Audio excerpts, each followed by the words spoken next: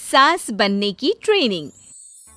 सुधा के बेटे की शादी होने वाली थी और वो इतनी एक्साइटेड थी कि आज मैं ऊपर आसमान नीचे, आज मैं आगे जमाना है पीछे। अरे हाँ भाग्यवान, तू सबसे आगे ही है। लेकिन हुआ क्या है? सास बनने वाली हूँ मैं। अरे घर में एक नया सदस्य आ जाएगा, कितना अच्छा लगेगा ना। आप और राहुल तो ऑफिस चले जाते थे और मैं पागल की तरह घर में अकेली। अब तो मेरा साथ देने वाली आ रही है इस घर में। बहुत बहुत बहुत खुश हूँ मैं। ओहो ठीक है बेगम, लेकिन अपनी खुशी को लगाम लगा कर रखो। क्या पता कैसी आए, तुम्हारा साथ देने वाली आए या फिर ऐसी आ जाए जो तुम्हारी शक्ल देखना भी पसंद ना करती हो। ऐसा क्यों बोल रहे हैं जी? शुभ नहीं बोल सकते तो अशुभ तो ना बोले। अच्छा जल्दी से तैयार हो जाओ, चांदनी चौक जाना है शादी की शॉपिंग के लिए। हाँ हाँ, थोड़ी सुबह तो हो जाने दो, दुकानें बाजार खुल तो जाए। तुम सच में ना पागल हो गई हो बहू के आने की खुशी में। बेटा माँ की हरकतें देख रहा था। वो सारी बात फोन पर अपनी होने वाली बीवी राशि को बताता है। फिर पता है क्या हुआ? माँ ना सुबह 6 बजे ही पापा को चांदनी चौक जाने को कहने लगी। दूसरी तरफ राशि कहती है, अरे वाह, ये तो बहुत अच्छी बात है ना। सास इतना सोचने वाली मिल रही है, और क्या चाहिए। मैंने भी सोचा है मम्मी जी के साथ बहुत प्यार से रहूंगी, उनका ख्याल रखूंगी और प्यार करूंगी। राहुल भी खुश था।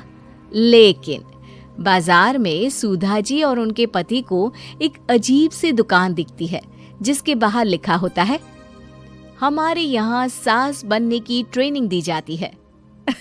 ये देखिए जरा, लग रहा है आजकल के लोगों को कोई काम नहीं है।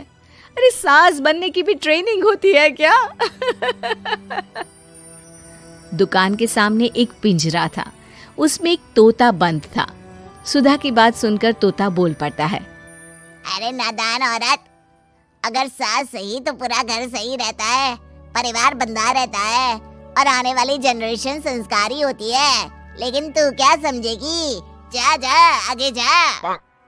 ओए, तोते बड़ा बोल रहा है, क्यों आगे जाऊं? मैं नहीं जा रही। देखा देखा, तेरे जैसी औरत को तो सास बनने की ट्रेनिंग लेनी ही चाहिए। निकाल 1000 रुपये और जान दर, नहीं तो पूरी जिंदगी रोती रहेगी।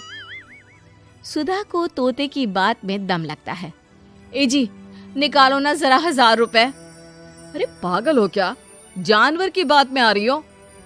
किस पागल आदमी की सुन रही हो, जिसे ये भी नहीं पता कि तोता जानवर नहीं पक्षी होता है। चलो निकालो 1000 रुपये और अंदर जाकर सास के रूप में जीवन को सफल कर लो। हाँ जी, बात तो ये सही बोल रहा है। कहाँ मैं आपकी बात में आ रही हूँ? मैं तो अंदर जा रही हूँ, 1000 रुपये दीजिए। पति क्या करता, बीवी की आज्ञा सर आंखों पर। लेकिन जैसे ही सुधा अंदर जाती है, सामने कई औरतें पहले से ही बैठी होती हैं। मेरी पहली बहू के वक्त मैंने इतना नहीं सोचा था, और आज वो मेरे सर पर चढ़कर नाचती है। गुरुजी, कोई उपाय बताए। तभी गुरु की नजर सुधा पर पड़ती है और वो आंखें बंद कर लेता है। तू पहले भी मेरी दुकान के सामने से होकर गई थी ना, तब क्यों नहीं आई? औरत जो कि गुरु के साथ मिली हुई थी।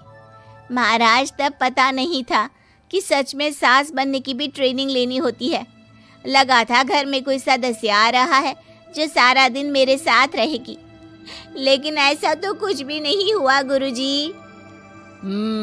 चल फिर पैकेज लेकर 20,000 वाला कल से आ जाना। जी महाराज, गुरुजी की जय हो। वो औरत भी सुधा को देखती है और कहती है, सही जगह आई हो बहन। 10-20 हजार का मुंह नहीं देखना भाई, बस घर बस जाए तो सोचो गंगा नहा ली। बहुत कमा लेंगे अगर परिवार एक रहा, नहीं तो बुढ़ापा वृद्धाश्रम में बिताओ। सुधा डर जाती है। वो गुरु के पास जाती है और उन्हें पैसे देती है। देखो, एक मंत्र गांठ बांध लो कि कभी भी बहू को बेटी ना समझना। जितना दबा कर पहले दिन से रखोगी, धीरे धीरे प्यार दोगी तो मान रखेगी, नहीं तो। ना जी ना गुरुजी, समझ गई। अरे भला हो भगवान का जो आपसे मिला दिया, नहीं तो मैं। हाँ, आगे बढ़ते जाए, पीछे और भी लोग हैं, सबको मौका दे। सुधा घर आ जाती है। राशि शादी करके घर आती है तो दिमाग में सास की वही छवि होती है जो राहुल ने दिखाई थी। देखो राशि, मैंने काम वाली हटा दी है। वो क्या है ना, 2000 महीने लेती थी, यानी कि 24,000 साल का, और 5 साल में उसे जोड़ो तो 1,20,000 रुपए। माँ जी, और 10 साल जोड़े तो? तभी राहुल आ जाता है।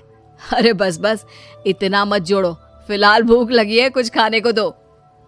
अरे पर बर्तन तो गंदे हैं ना, काम वाली तो आई नहीं, फिर बर्तन कौन धोएगा? अरे कौन धोएगा मतलब? तू धोएगी? मैं? ठीक है, मैं धो लेती हूँ।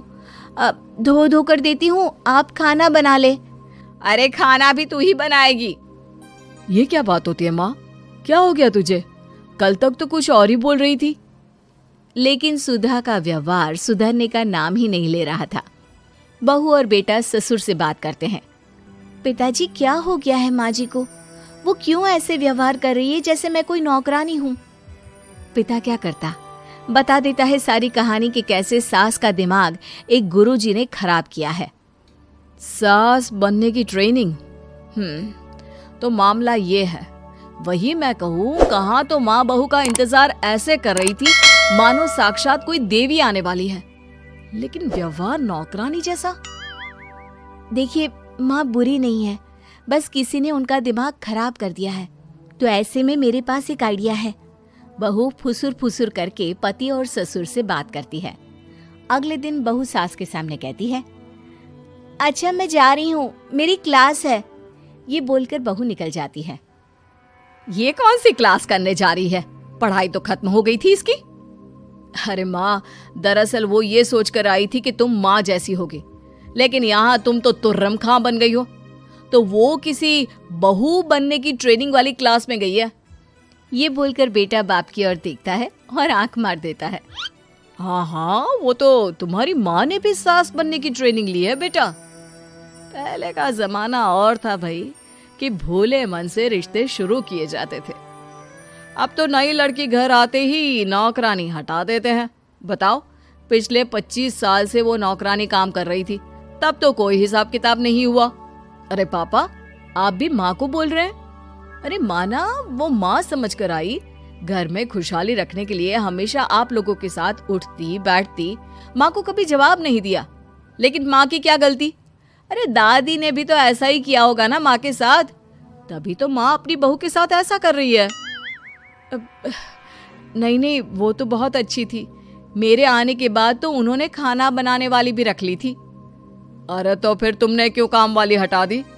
किसी के कहने पर अपना घर खराब कर रही हो तुम सुधा। अब बहू भी गई है ट्रेनिंग लेने, पता नहीं क्या सीख कर आएगी। नहीं, मैं अभी जाकर उसे ले आती हूँ। तभी बहू वहां पर आ जाती है। नहीं माँ जी, मैं कहीं नहीं गई थी, मैं तो सिर्फ आपके लिए ये नई साड़ी लेने गई थी। अब तो सब ठीक है ना?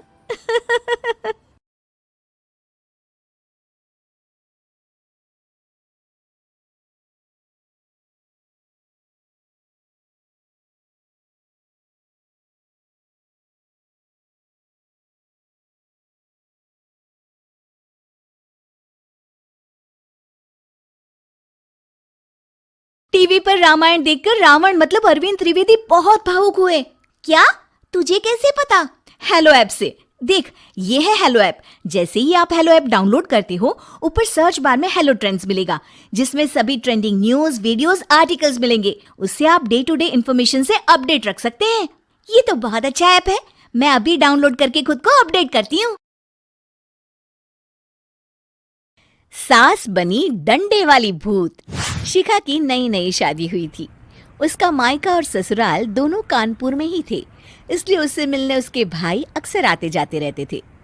ये बात शिखा की सास मीना को बिल्कुल पसंद नहीं थी। मम्मी जी, आज राहुल भैया आ रहे हैं। कौन? तेरे चाचा का लड़का? जी मम्मी जी। अरे पर वो तो दिल्ली में रहता है ना।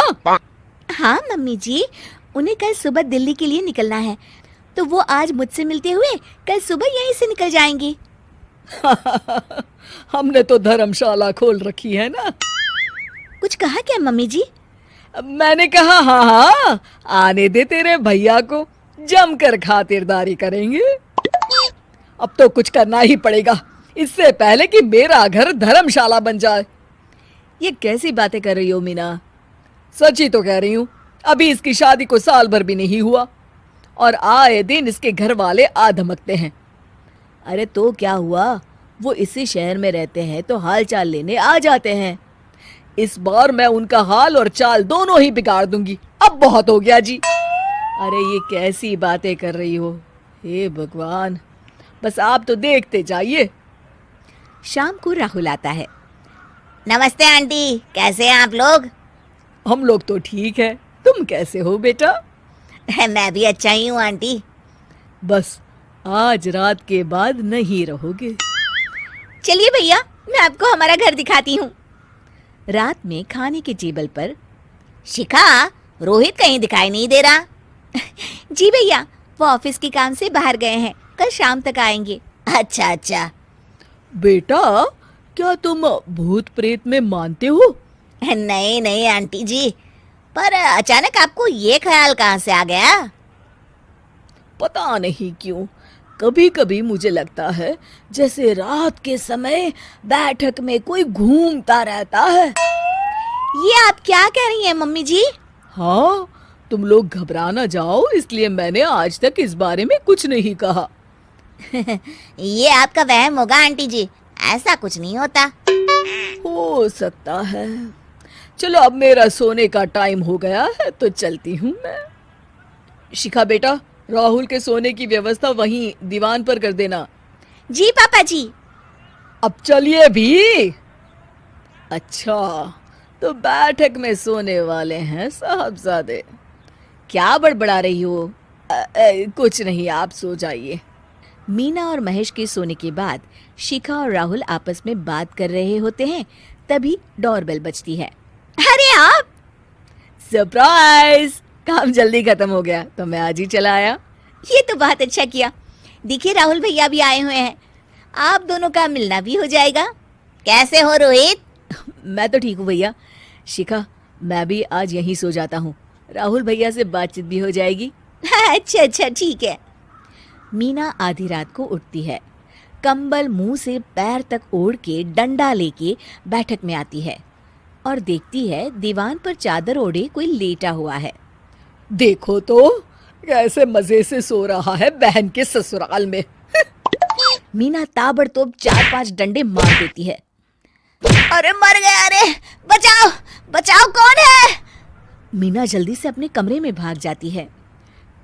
हे भगवान, ये मैंने क्या किया? ये रोहित कहाँ से आ गया? लगता है ये नालायक राहुल मेहमानों वाले कमरे में सो गया होगा। आज तो इसकी खैर नहीं। उधर बैठक में, अरे क्या हुआ रोहित? मैं बाथरूम में था, तुम्हारे चिल्लाने की आवाज सुनी। पता है भैया, मैं सो रहा था, अचानक से कोई आकर मुझे डंडे मारने लगा। ये क्या कह रहे हो? लगता है तुम भी आंटी की तरह भूत प्रेत में मानते हो। नहीं नहीं भैया, सच में कोई आया था। मैं तो जा रहा हूँ मेहमानों वाले कमरे में सोने के लिए। इस समय अपने रूम में जाऊंगा तो शिखा की नींद खराब हो जाएगी। ठीक है भाई, जाओ तुम, जहाँ तुम्हारा भूत डंडा लेके ना आ सके। थोड़ी देर बाद मीना कंबल ओढ़ के डंडा लेकर मेहमानों वाले कमरे में पहुंच जाती है। वो बिस्तर पर सोए रोहित को फिर डंडों से मारने लगती है। अरे मर गया, अरे मर गया। तू भूत प्रेत में नहीं मानता ना? ये ले, अब डंडे खा। हैं? ये तो माँ की आवाज है। रोहित कंबल खींच देता है। बेटा तू! अरे ये क्या कर रही हो माँ? मार मार के मेरा भरता बना दिया आपने।